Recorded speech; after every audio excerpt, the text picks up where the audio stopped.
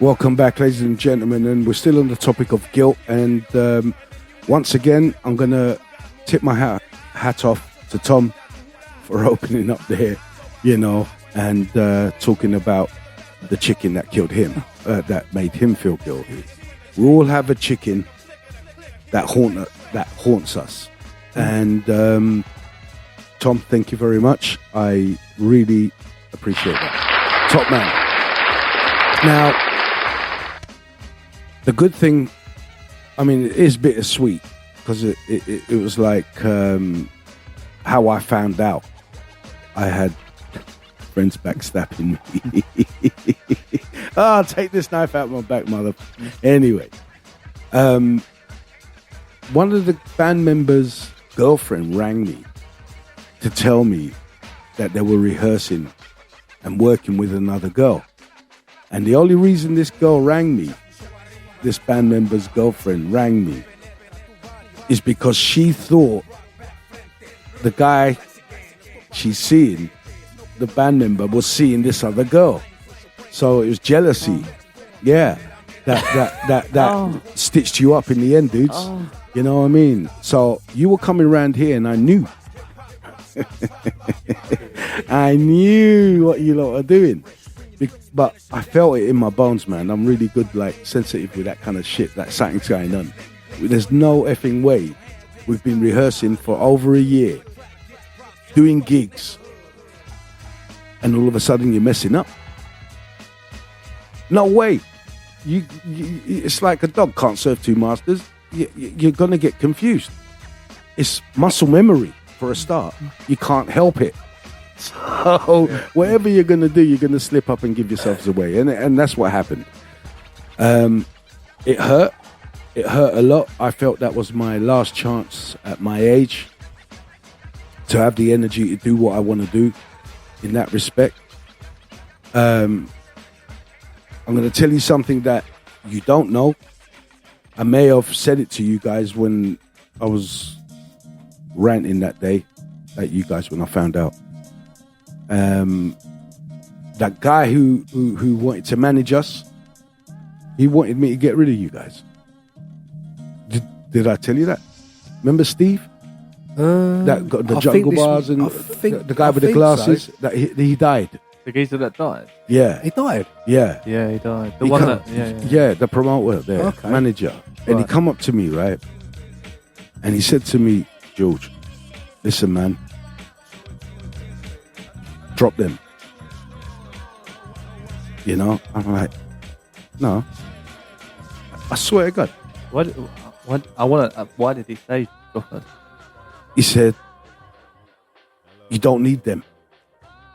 We can go in there and we can get bands to work with you and get better bands and whatever. I goes, listen. And I felt proud of myself.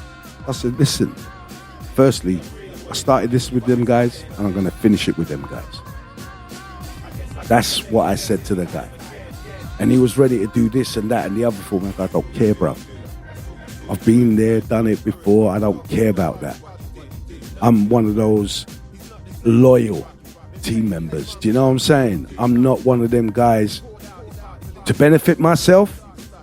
I'm going to, elbow my boys. I ain't going to do that. I don't do that. We started it together. So the sound we've got is the sound that I'm happy with. And it's the sound that we create and who we are. You take me, you take us all. Do you know what I'm saying? It's like, man, that's the way it is, Steve. That's what I said to him. That's the way it is. I don't do that kind of thing. You know what I mean? We got in it together from the ground up. It's like having a girlfriend and from the ground up you've built something amazing and what have you, and then something else comes along to try and entice you away and you're like, no. You want to get me now when I've built my stuff up and you want me to throw that person away? No, I've got to where I am with that person. You know what I mean? I've got to where I am together with someone. And that's the way I saw us. We're a family, we're a band. We stick together. because I know we're good. And no matter what manager comes along or whatever, promoter, whatever, I don't give a shit.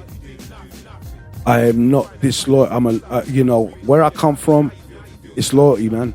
Do you know what I mean? Respect for each other, love for each other, you know? And you don't sell out like that. I don't care. I mean, there's people out there that will sell out for money, man, you know? And, or blow out their people for money, or, you know, because they got offered this and you know what? If you're that good, right? If you're that good, you don't need that. Stick to your guns. If you're that good, right? And the opportunities will come. Simple. You don't sell out your friends. You don't backstab your friends. You know what I mean? And that's the way I am. So I told them in effect to take a running jump, man. You know what I mean? It's me and the boys or no one. Simple as that. Because like at the end of the day, look, we had that person. Do you remember when we done the Jungle Bar? Yeah. Yeah, we done the Jungle Bar, right? We did it a couple of times. We did. Yeah. And that's where Steve set us up there. Right, yeah. You know? And wherever we played, Lisa, the crowd was... sometimes you start with that loud of talking in the background. Yeah. By the time that we're halfway through the first song, they shut up and they're listening. And we got comments every time we finished, you know, from the listeners. And it was brilliant. Now, in this Jungle Bar, when we walked in, I think it was the second time, if I'm not mistaken. The second time, one of the lads, they noticed a poster up and said, George, they do a complete live gig on a Friday. Was it you guys? Someone saw it on the poster that you can they do like a whole set on a Friday. Although they gave us near enough a whole set when we was doing that night. Do you know what I mean? With 4 songs, 5 songs. Yeah. Well, it was like a mic, wasn't it? So you could just come along, but we were like basically a band. Yeah. Organised. But people weren't paying us or coming mic. Just to see bands play. It was like anyone can come some of it was open mic, wasn't it? It was brilliant. But then we saw that, and then that's when we went. And we need to get onto that kind of stuff. Getting paid. Getting paid for a gig. And getting like people, a crowd there, because it wasn't a massive crowd. But if you're actually getting people there that want to listen to bands, they're there to hear music. Yeah. And that's how you get. There was a few bands there, though, wasn't there, as well? There was. That was the thing. So we. It was a band night. That's it. So it's a band night. It's a gig night. You're going to get some money. I used to go back in the 80s to loads of them. Right. Yeah. So brilliant.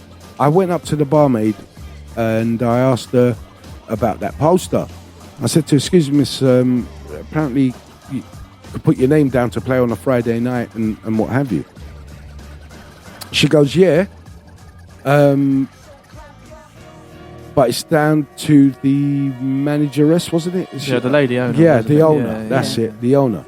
And she goes, well, look, when she's on her break at the moment, or she's not here at the moment, and when I see her in a bit, I'll mention that you're interested in putting your name down. Yeah. For that Friday night for the band. I'm like, cool. Anyway, we got up, done our set, come off. Yeah. Sat down, was having a drink. She comes up to me. She goes, all right, I hear you're interested in playing on the Friday night. I goes, yeah, we're you know, we'd like to get on you know, on the gig scene, and we'd just like to get our music. She goes, well, look, I was upstairs watching telly, and I heard you lot come on, and I had to come downstairs.